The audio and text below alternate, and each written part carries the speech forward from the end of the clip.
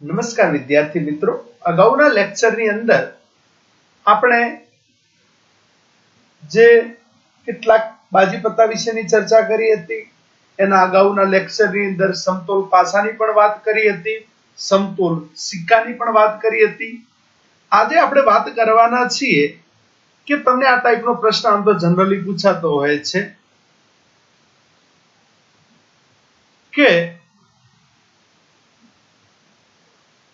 બિન લીપ વર્ષમાં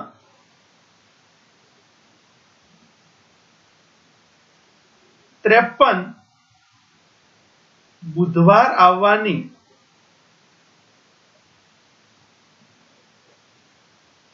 સંભાવના શોધો. બિન લીપ વર્ષમાં 53 બુધવાર આવવાની સંભાવના શોધો. હવે મને તમને બંનેને પ્રશ્ન થાય કે બિન લીપ વર્ષની અંદર 53 બુધવાર, તો પેલા બિન લીપ વર્ષ કોને કહેવું? તો એની આપણે થોડીક સમજ મેળવી લઈએ કે જે વર્ષને 4 વડે નિશેષ ભાગી શકાય. કેટલા વડે નિશેષ ભાગી શકાય? 4 વડે નિશેષ ભાગી શકાય એવા તમામ વર્ષો કે જેને આપણે લીપ વર્ષ તરીકે ઓળખીએ છીએ. કયા વર્ષ તરીકે ઓળખીએ છીએ? લીપ વર્ષ તરીકે ઓળખીએ. ધારો કે 2004 નું વર્ષ છે તો લીપ વર્ષ છે, કારણ કે એને 4 વડે ભાગી શકાય છે. 2016 લીપ વર્ષ છે, કારણ કે એને 4 વડે ભાગી શકાય છે. 2020 લીપ વર્ષ છે, કારણ કે એને 4 વડે નિશેષ ભાગી શકાય છે. 2024 પણ લીપ વર્ષ હશે, કારણ કે એને પણ 4 વડે ભાગી શકાય છે. તમને એવું પૂછે કે 1996 એ કેવું છે વર્ષ? લીપ વર્ષ કે બિન લીપ વર્ષ? તો આપણે 1 મિનિટ ઉભું રહેવાનું.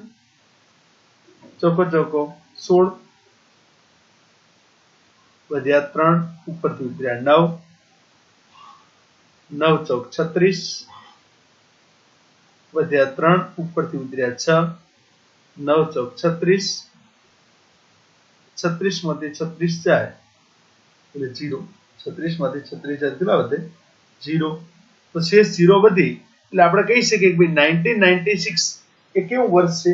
લીપ વર્ષ છે. બસ સાહેબ, લીપ વર્ષ અને બિન લીપ વર્ષમાં ફરક શું?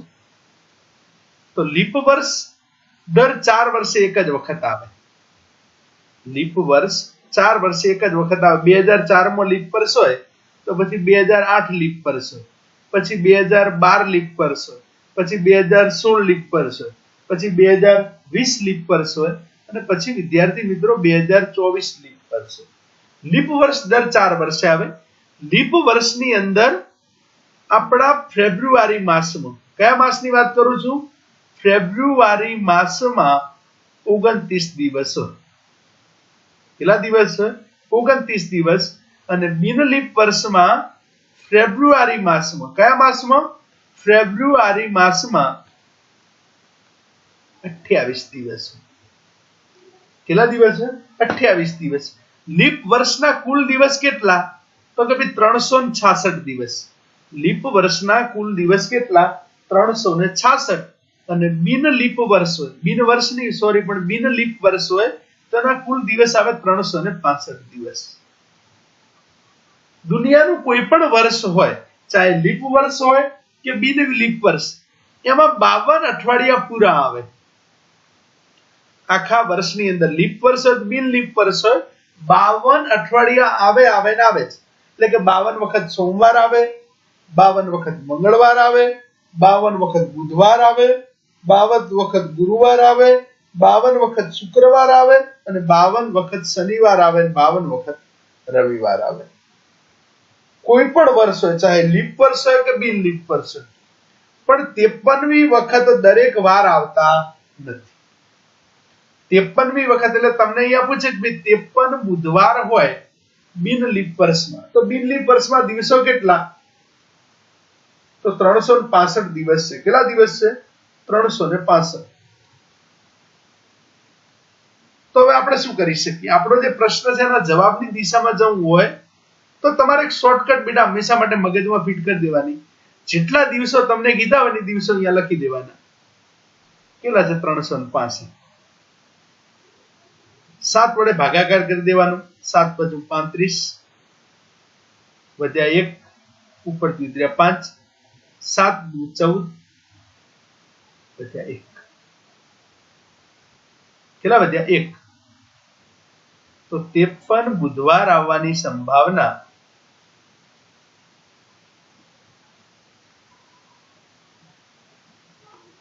બરાબર 1/7. અહીંયા જે શેષ વધે શેષ ભાગ્યા 7. હંમેશા આ જ રીતનો ઉપયોગ કરવાનો. એ મારા અને તમારા બંનેના માટે સરળ રહેશે. બીજો એકાદ પ્રશ્ન જોઈએ એટલે તમને વધારે ખબર પડે કે જાન્યુઆરી મહિનામાં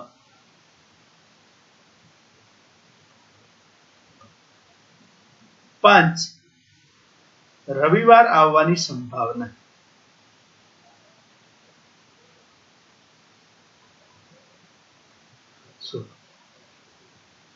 ચલો, જાન્યુઆરી મહિનાના દિવસો કેટલા? તો કે 31. 31 નો 7 વડે ભાગાકાર કરો. 7 ચોક 28. 31 માંથી 28 એટલે કેટલા વધ્યા? 3. 5 રવિવાર આવે તે ઘટના 2 હોય તો એની સંભાવના શું આવશે? 3/7.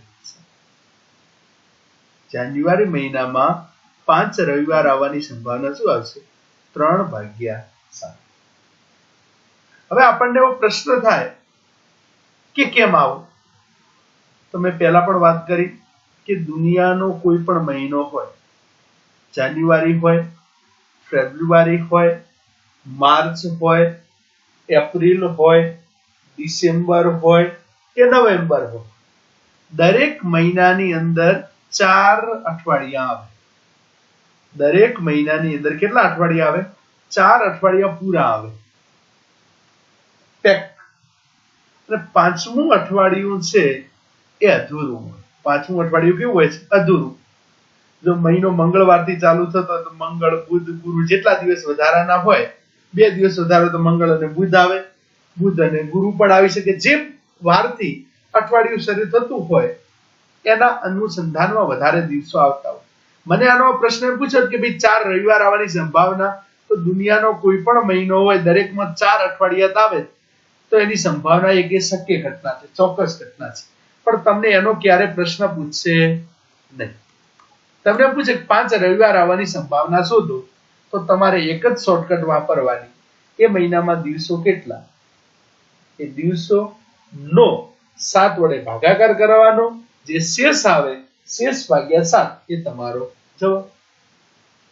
જો બીજો એકાદ પ્રશ્ન એટલે તમને વધારે ખબર પડે.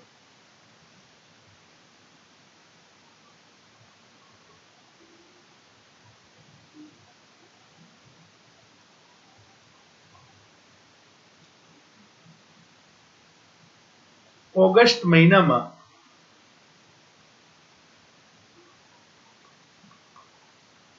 5 સોમવાર આવવાની સંભાવના શોધો. ઓગસ્ટ મહિનામાં 5 સોમવાર આવવાની સંભાવના શોધો. હવે આપણે આપણા પ્રશ્ન ઉપર ધ્યાન આપવાનું છે કે ભાઈ ઓગસ્ટ મહિનો છે, તો કે હા. ઓગસ્ટ મહિનામાં દિવસો કેટલા? તો તમને ન ખબર પડો હોય તો જાન્યુઆરી, ફેબ્રુઆરી, માર્ચ, એપ્રિલ, મે, જૂન, જુલાઈ, ઓગસ્ટ, સપ્ટેમ્બર, ઓક્ટોબર, નવેમ્બર અને ડિસેમ્બર.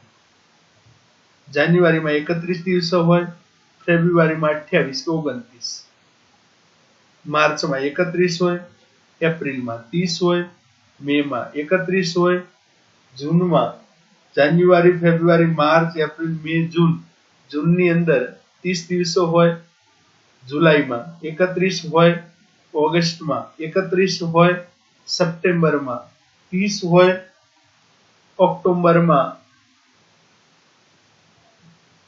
31 હોય, નવેમ્બરમાં 30 હોય અને ડિસેમ્બરમાં 31.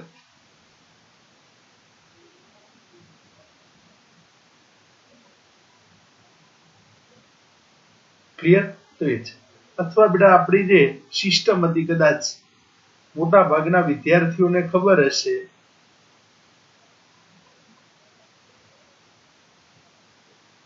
બરાબર. આકૃતિમાં તો હું નાનપણથી એટલો બધો માસ્ટર છું કે મત પૂછો વાત. બરાબર. આ કદાચ આપણો હાથ આ ટાઈપનો હોય, આ મુઠ્ઠી વાળેલી, તો તમે જુઓ છો કે ટેકરા ઉપર હોય તો 31 દિવસ અને ખાડામાં 30 દિવસ.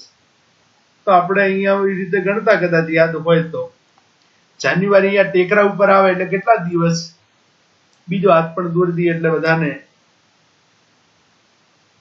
વધારે ખબર પડે. અહીંયા બાજુમાં બીજો હાથ, બરાબર. કારણ કે આકૃતિમાં તો આપણી જે પ્રાઇમરી થી માસ્ટરી છે બેટા, એ લગભગ મેક્સિમમ છે.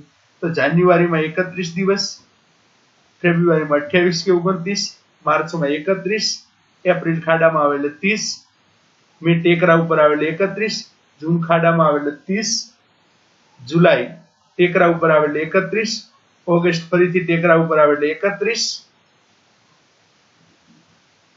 સપ્ટેમ્બર વરે ખાડામાં આવે એટલે 30, ઓક્ટોબર ટેકરા ઉપર આવે એટલે 31, નવેમ્બર ફરીથી ખાડામાં આવે એટલે 30 અને ડિસેમ્બર વરે ટેકરા ઉપર આવે એટલે પાછા 31 દિવસો હોય છે. અને આ રીતે આપણે પ્રાઇમરીમાં ગણતા હતા. હવે ફેબ્રુઆરીમાં એક મોટો લોચો હોય છે કે 28 ને 29. શું સાહેબ તમે તો મજાક કરો, કોઈ તો થોડીક વાર 28 કહો, થોડીક વાર 29 કહો. તો આપણે પહેલા હમણાં જ ચર્ચા કરી કે લીપ વર્ષ હોય, કયું વર્ષ લખેલું હોય તમને, લીપ વર્ષ કીધું હોય તો 29 દિવસ ગણવાના, અને બિન લીપ વર્ષ હોય તો 28. ફેબ્રુઆરી મજાક કરે, 28 અને 29. જેની જન્મ તારીખ 29/2 હોય બેટા, એનો જન્મ દિવસ 4 વર્ષમાં એક વખત આવે, એટલે એને આર્થિક રીતે પણ ફાયદો થાય, માનસિક રીતે પણ ફાયદો. ઓગસ્ટ મહિનામાં 5 સોમવાર આવવાની સંભાવના. સર ઓગસ્ટ મહિનામાં દિવસો કેટલા, ઓગસ્ટ ક્યાં આવે છે, ટેકરા ઉપર આવે છે, 31 નો કેટલા વડે ભાગ ચલાવવાનો, 7 વડે, 7 ચોક 28, 3. તો એની સંભાવના થશે 3/7. આગળ જોઈએ. આપણને આવો ક્વેશ્ચન આપી દે કે અંગ્રેજીમાં નહીં લખવાનું, ગુજરાતીમાં, જૂન મહિનામાં 5 ગુરુવાર આવવાની સંભાવના શું? તો શું કરવાનું, કારણ કે વાર 7 જ છે, 7 સિવાય કોઈ નવો વાર હજી સુધી શોધાયો છે નહીં. તો જૂન મહિનો જે છે એ આપણી પ્રાઇમરીની સિસ્ટમ પ્રમાણે ખાડામાં આવે છે. જૂન મહિનો એ ખાડામાં દેખાય છે. તો જૂનમાં દિવસો કેટલા હોય, 30, એનો 7 વડે ભાગાકાર કરો તો 7 ચોક 28, એટલે વધ્યા 2. તો એની સંભાવના શું થશે, P of D બરાબર જે શેષ વધે શેષ ભાગ્યા 7. ચલો આવડશે? ક્લિયર? હવે આ ટાઈપનો આવો પ્રશ્ન પૂછે, બિન લીપ વર્ષમાં ફેબ્રુઆરી મહિનામાં 5 સોમવાર આવવાની સંભાવના, ખાલી જગ્યા છે, શું કરીશ? તો જ્યારે બિનલીપ વર્ષની વાત કરેલી હોય તો બિનલીપ વર્ષો એટલે દિવસો કેટલા, તો બિનલીપ વર્ષો એટલે દિવસો 28, 28 નો 7 વડે ભાગાકાર કરો, 7 ચોક 28, 28 માંથી 28 એટલે 0. તો એની સંભાવના થશે P of E બરાબર 7, એટલે 0/7 એટલે 0. બિનલીપ વર્ષમાં ક્યારે 5 વખત સોમવાર આવી શકે નહીં, અને જેની સંભાવનાનું મૂલ્ય 0 હોય એટલે કે એ અશક્ય ઘટના છે. કેવી ઘટના છે? અશક્ય. પણ આનો આ પ્રશ્ન એવું પૂછે, તમને એવું પૂછે કે 1996માં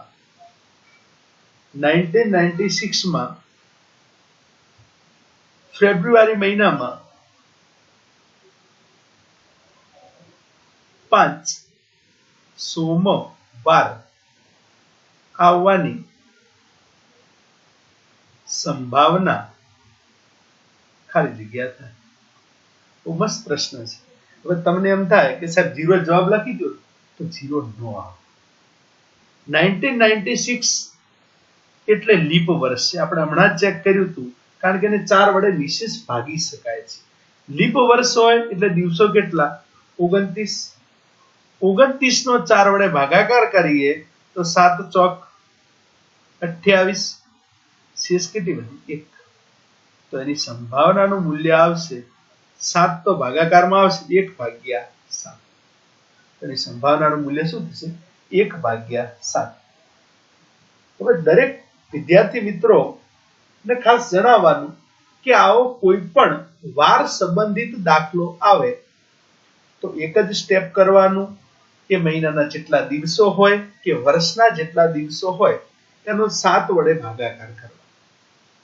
7 વડે ભાગાકાર કર્યા બાદ તમારી જે કોઈ પણ શેષ વધે એની સંભાવનાનું મૂલ્ય, એટલે તમારે સમજી જવાનું કે સંભાવનાનું મૂલ્ય શું થશે? જે કોઈ પણ શેષ વધી, શેષ ભાગ્યા 7 એ તમારી સંભાવનાનું મૂલ્ય. અહીંયા 0 વધ્યું, 0/7.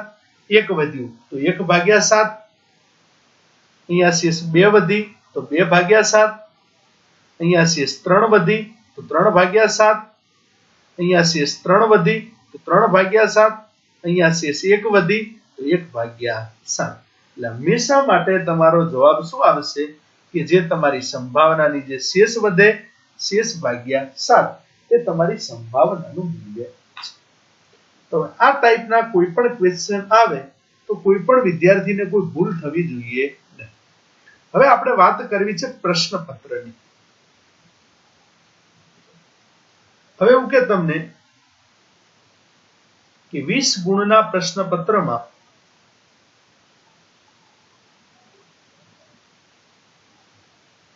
એકવીસ ગુણ આવવાની સંભાવના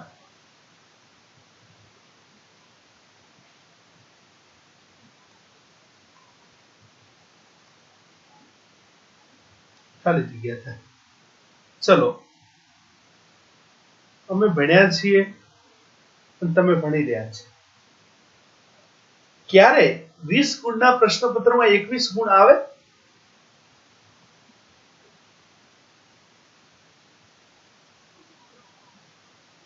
ઘણા લોકો વિચારતા હશે, ના, 20 ગુણના પ્રશ્નપત્રમાં ક્યારે 21 ગુણ ના આવે? અહીંયા જે મેં લખી છે ને એ અશક્ય ઘટના છે, અને સમગ્ર વિશ્વની કે સમગ્ર દુનિયાની કોઈ પણ અશક્ય ઘટના હોય, ઇમ્પોસિબલ ઇવેન્ટ્સ, અને એની પ્રોબેબિલિટીનું મૂલ્ય હંમેશા માટે 0. શું થાય છે? 0. ગુજરાતી ભાષામાં એને આપણે કહીએ છીએ શૂન્ય. અને શૂન્યના શોધક હતા મિસ્ટર આર્યભટ્ટ. આર્યભટ્ટ નામના ગણિત શાસ્ત્રીએ શૂન્યની શોધ કરી હતી. પણ તમને આવો ક્વેશ્ચન ક્યારે પરીક્ષામાં નથી પૂછાવાનો. પણ એમ તમને પૂછે કે 100 ગુણના પ્રશ્નપત્રમાં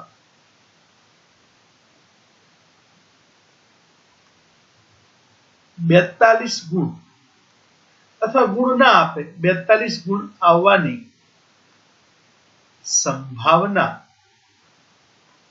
ખાલી જગ્યા થાય.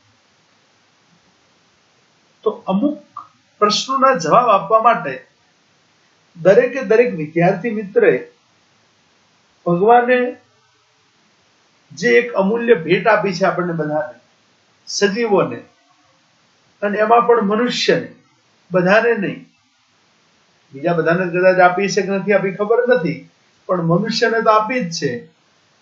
એ જે અગત્યની મગજ, એનો ઉપયોગ આપણે કરવાનો છે. બરાબર? Human brain. અને જો તમે વસ્તુ ન વાપરો, તમારી સાયકલ હોય ને બેટા, સાયકલ એ તમે 12 મહિના પડી રાખો કે નહીં, તો એ પછી એને રિપેર કરાવવી પડે. એટલે આપણે પણ આપણું મગજ જે 4-6 મહિનાથી બંધ પડેલું હતું એને વાપરી અને એનો ઉપયોગ કરવાનો છે. કે 100 ગુણના પ્રશ્નપત્રમાં 42 ગુણ. તો મને તમને ખબર છે કે આપણે ગમે તેવી પરીક્ષા આપીએ તો એક જ પેપરની અંદર એક જ વખત માર્ક્સ આવે. ચાહે તમને 12 માર્ક્સ આપ્યા હોય, 15 આપ્યા હોય, 25 આપ્યા હોય, 35 આપ્યા હોય, 45 આપ્યા, 50 આપ્યા હોય, એક જ માર્ક્સ મળે. પણ માર્ક્સ ક્યાંથી ક્યાં વચ્ચે હોય તો માર્ક્સ 0 આવી શકે, 1 આવી શકે, 2 આવી શકે, 3 આવી શકે, એમ કરતા કરતા 100 સુધીના ગુણ આવી શકે. એટલે આપણા કુલ પરિણામ કેટલા થશે? કુલ પરિણામ 101 થશે, જો તમારી ભૂલ ન થાય તો. બરાબર? કુલ પરિણામ કેટલા થશે? 101 પરિણામ થશે. કુલ પરિણામ 101 થશે. કેમ? કારણ કે 0 પણ અંદર ઇન્વોલ્વ થશે. ભલે તમને દેખાતું નથી, પણ 0 પણ માર્ક્સ આવી શકે, 100 માંથી 100 માર્ક્સ પણ આવી શકે. એટલે આપણા જે કુલ પરિણામ છે એ કેટલા થશે? 101. હવે આ ઘટનાને તમે એ કહો તો કુલ પરિણામ તો 101 ફિક્સ થઈ ગયા. હવે 42 ગુણ કેટલી વખત આવી શકે? એક જ વખત. તેની સંભાવના શું થાય? 1/101. આ તો તમને એમ કીધું કે 50 ગુણ આવવાની સંભાવના, તો પણ 1/101. તમને પૂછો કે 52 ગુણ આવવાની સંભાવના, તો 1/101. તમને પૂછો કે 99 ગુણ આવવાની સંભાવના, તો 1/101. 5 ગુણ આવવાની સંભાવના, તો પણ 1/101. કારણ કે એક વિદ્યાર્થીને એક જ માર્ક્સ મળી શકે. તમારે ગણિતનું પેપર તમે બોર્ડમાં આપીને આવો, તમારે એવું લખેલું હોય 72 અને 77, કે પહેલી વખત 72 ને બીજી વખત 77, એવું કોઈ વખત રિઝલ્ટ આપેલું હોતું નથી. એક જ લખેલા છે માર્ક્સ, કાં તો 72 લખેલા, 70 લખેલા, 92 લખેલા હોય. જે કોઈ પણ હોય, બરાબર? જેવી મહેનત કરો એના અનુસંધાનમાં તમને રિઝલ્ટ મળતું હોય છે. તો આપણને આવા પ્રશ્નપત્ર રિલેટેડ કોઈ પણ પ્રશ્ન પૂછે, ધારો કે તમને એવું પૂછે કે 50 ગુણના પ્રશ્નપત્રમાં 32 ગુણ આવવાની સંભાવના.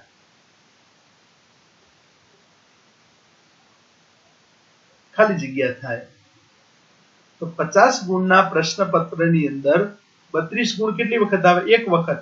અને કુલ પરિણામ હંમેશા કેટલા થાય? 51. જેટલા ગુણનું પેપર હોય એના કરતા +1 પરિણામ થશે. 500 ગુણનું પરિણામ હોય તો કુલ પેપર કેટલા થાય? 501. નીટનું પેપર 720 ગુણનું આવે છે. બરાબર કે આપણે કેટલા ગુણનો પ્રશ્ન છે એવું કોઈ નહીં, તો કુલ એના પરિણામ કેટલા થાય? 721. કેટલા પરિણામ થઈ શકે? 721. કે ભાઈ કોઈને 0 માર્ક્સ આવે, 1 આવે, 2 આવે, એમ કરતા કરતા કેટલા? 720. તો કુલ પરિણામ આપણે કેટલા લખવાના? 721. એ આપણે ખાસ ધ્યાન રાખવાનું. આપણે બીજું કોઈ ખાલી ખોટી માથાકૂટ કરવાની કોઈ જરૂર છે નહીં. તો ક્લિયર? તો આ ટાઈપનો તમને કોઈ પણ પ્રશ્ન પૂછે તો આપણને આવડવું જોઈએ. પણ પ્રશ્ન આવો પૂછે, 100 ગુણના પ્રશ્નપત્રમાં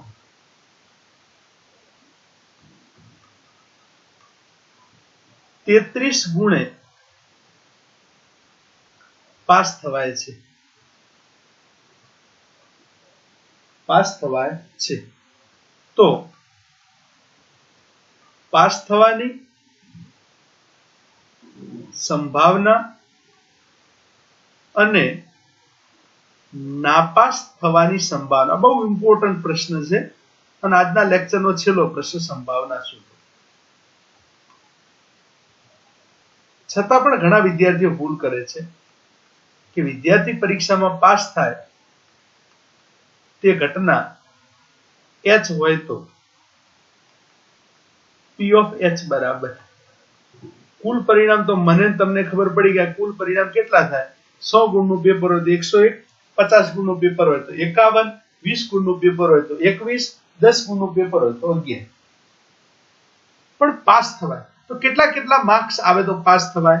તો મને ખબર છે 34 ગુણ આવે તો પાસ, 35 આવે તો પાસ, 33 આવે તો પણ પાસ, 36 આવે તો પાસ, 37 આવે તો પણ પાસ, 38 ગુણ આવે તો પણ પાસ, 39 આવે તો પાસ, 40 આવે તો પાસ, 41 થી 50 વચ્ચેના કોઈ પણ ગુણ આવે 10 તો પણ પાસ, અને 51 થી 100 સુધીના કોઈ પણ ગુણ આવે તો પણ એ વિદ્યાર્થી પાસ. તો કુલ એવા કેટલા પરિણામ થયા જેના કારણે પાસ થઈ શકાય? તો 50 પરિણામ, 10, 60, 61, 62, 63, 64, 65, 66, 67, 68 એવા પરિણામો મળે છે. 68 એવા પરિણામો મળે છે કે જેની અંદર વિદ્યાર્થી પાસ થઈ શકે. તો 68 ભાગ્યા 101. ન ખબર પડતી હોય એને 33 થી 100 સુધી લખી ગણતરી કરી દેવાની. 33 થી 100 સુધીની કુલ સંખ્યાઓ કેટલી થાય? તો 68 સંખ્યાઓ થાય. 33, 34, 35, 36, 37, 38, 39, 40 એમ કરતા કરતા તમે ગણતા જશો, વેઢા ગણતા, બરાબર. એના માટે કોઈ ગણતો ન આવડતું હોય તો હું તમને વાત કરી દઉં, ભાઈ આપણા હાથની અંદર આવી રીતે એમ કે તમારી આંગળીઓ હોય છે, બધી આંગળીઓ કઈ સરખી પણ હોતી નથી, બરાબર કે નહીં? અને આવી રીતે આમ અંગૂઠો, થંબ, બરાબર. તો એની ઉપર આવી રીતે આમ વેઢા હોય છે, બરાબર. એની અંદર તમારે શાંતિસરથી ગણી લેવાનું, એટલે હા સુધી ભૂલ થાય નહીં. ઓકે, ફાઇનલી તો ગણી અને લે. હવે નાપાસ થાય તે ઘટના I હોય તો P of I બરાબર કુલ પરિણામ કેટલા? 101. નાપાસ થવાના પરિણામો કયા? 0 અને 1 થી કરી અને 32 સુધીના કોઈ પણ ગુણ આવે તો વિદ્યાર્થી કીધું ફેલ. 32 આવે તો ફેલ, 1 થી 32 વચ્ચેનું કોઈ પણ પરિણામ આવે તો ફેલ, અને 0 આવે તો ફેલ. એટલે નાપાસ થાય એવા 33 પરિણામો મળે. નાપાસ થાય કેટલા પરિણામો મળે? 33. તો આપણો જવાબ શું હશે? 33 ભાગ્યા 101, અને પાસ થવા માટે 68 ભાગ્યા 101. તમને જે લિમિટ આપે એની રીતે આપણે કુલ પરિણામો ગણી અને પછી એનો જવાબ લખતા હોઈએ છીએ. કેટલાક વિદ્યાર્થીઓ જે વિડીયો જોઈ રહ્યા છે એમાંથી ધોરણ 10 ની બોર્ડની પરીક્ષાર્થીઓ પણ હશે. એ વિદ્યાર્થીઓને એવું પૂછે, ઘણી વખત એવું પણ પૂછે કે તમારા હાથમાં રહેલ પ્રશ્નપત્રમાં ગુણ આવવાની સંભાવના. તો તમારા હાથમાં રહેલું પ્રશ્નપત્ર, તો ધોરણ 10 ના બોર્ડના વિદ્યાર્થીઓનું પ્રશ્નપત્ર 80 ગુણનું આવે છે. ધોરણ 10 ના વિદ્યાર્થીઓનું બોર્ડનું પ્રશ્નપત્ર 80 ગુણનું આવે છે. તો 80 ગુણના પ્રશ્નપત્રના કુલ પરિણામો કેટલા થયા? 81. એમાંથી ગુણ કેટલા આવી શકે? એક જ ગુણ આવે. એક વિદ્યાર્થીને એક જ વખત માર્ક્સ મળે ને એક જ માર્ક્સ હોય. કોઈ એક વિદ્યાર્થીના 2 માર્ક્સ હોય ને કે ભાઈ ગણિતમાં 50 70 એવું હોય નહીં. એટલે એક જ વખત માર્ક્સ મળે એટલે એક પરિણામ, અને કુલ પરિણામ કેટલા? 81. 1 ભાગ્યા 81. 9મા ધોરણની અંદર પણ વાર્ષિક પરીક્ષાનું પેપર 80 ગુણનું આવે છે, તો 1 ભાગ્યા 81. 50 ગુણનું પેપર હોય તો 1 ભાગ્યા 51. 100 ગુણનું પેપર હોય તો 1 ભાગ્યા 101. અને 500 ગુણનું કદાચ પેપર હોય તો 1 ભાગ્યા 500. આપણને કોઈ ફેર પડતો નથી. ઓકે, તો વિદ્યાર્થી મિત્રો આજના લેક્ચરની અંદર આપણે બંને અગત્યના અને મગજનો ઉપયોગ કરી અને જેનો જવાબ લાવવાનો છે એવા ટોપિકનો અભ્યાસ કર્યો છે. વિડિયોની અંદર કોઈ પણ જગ્યાએ તમને કોઈ ના ખબર પડે તો તમે આપણા WhatsApp નંબર ઉપર નિસંકોચપણે મેસેજ કરી શકો છો, અથવા વોઇસ કોલ જે આપણા 7621945046 જે નંબર છે એના ઉપર કોલ પણ કરી શકો છો. Okay, thanks. ફરી મળીશું એક નવા લેક્ચર.